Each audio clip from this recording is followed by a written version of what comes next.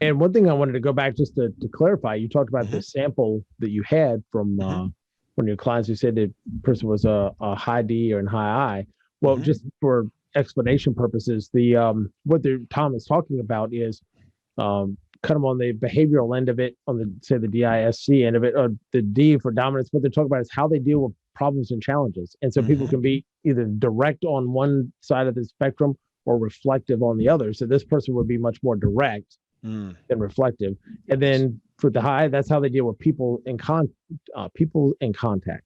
And so Hmm. that's how they influence people. How do Hmm. you deal with other people? How do you deal with context? And so that kind of goes from outgoing on one end of the spectrum to reserved on the other end of it.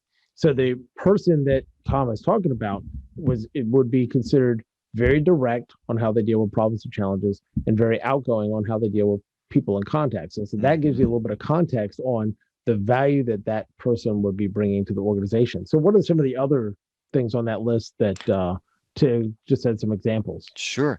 Well, in this case, again, the person being a high D, high I, pioneering.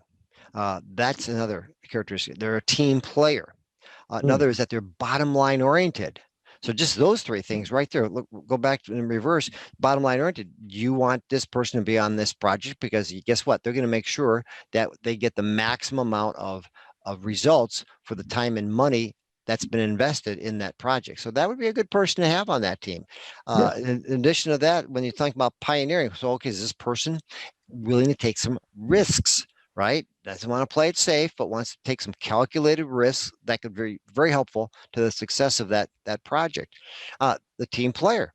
You don't want someone necessarily that's going to be domineering for the whole discussion or in that group participation, but someone that was willing to let other people speak up, be part of the solution. So those are yes. just three areas that we could start to leverage in terms of helping that person maximize their potential and putting them in the right place to implement it, to utilize it.